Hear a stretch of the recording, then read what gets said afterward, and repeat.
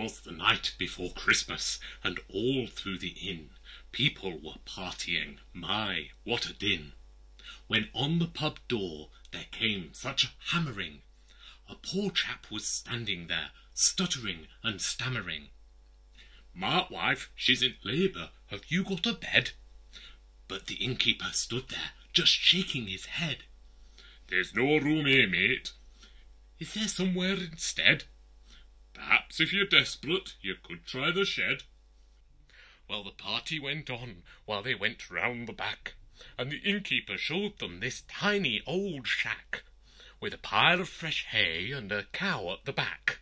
And the chap said, "Oh no," but his wife said, "Oh yes, the baby is coming. I don't mind the mess. It might not be quite the ideal maternity, but when baby is born, he'll clean up all eternity." The innkeeper tutted and said, "Well, what next?" and shot a glance skywards and looked most perplexed, for glinting away just above the horizon was a shining new star that he'd never set eyes on. The father-to-be coughed and shuffled his feet, and hoped that the innkeeper would be discreet, and leave them in peace to get on with the birth, for someone important was coming to earth, and they'd no way of knowing how it would go. Then his wife's on the floor, and she's calling out, "Joe!" And he's trying to be soothing and muttering low. She says, "Please hold my hand and be there while I shove." And he's saying, "There, take deep breaths now, my love." And the innkeeper blushes and says, "Crikey, crumbs, I'll go fetch my missus. She knows about mums." And while he's inside telling all of the guests, his missus is searching for nappies and vests, and nighties and rompers, a blanket, a bib, and something perhaps they can use as a crib. And all she can find that will be any good is a donkey's old feed box made out of wood. A babe in a manger. Oh dear, what a sight!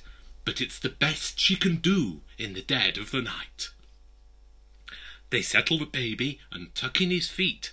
Mrs. Innkeeper says, "You'll need something to eat." And she heads for the door.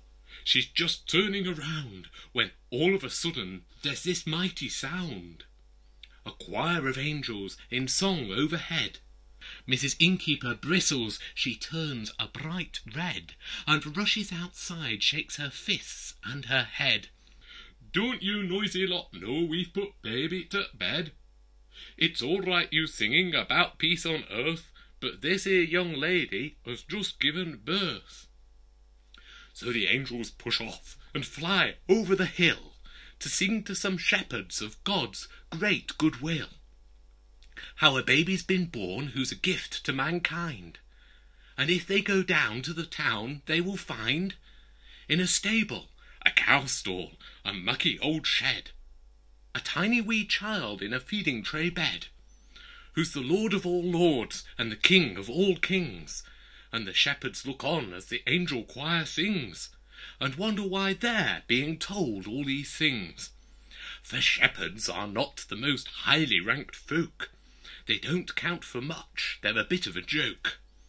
They're beyond ordinary, they're rough, people think. And oh dear, well really, yes frankly, they stink. They're pongy, they're tatty, they're not quite the horde you'd want walking around a maternity ward. But there's much more to God's invitation, you see. It extends down the ages to both you and me, to take the first faltering steps on the way to meet the child who was born on that day. Let's sing hallelujah and peace to all men. To God be the glory. Blessed Christmas. Amen.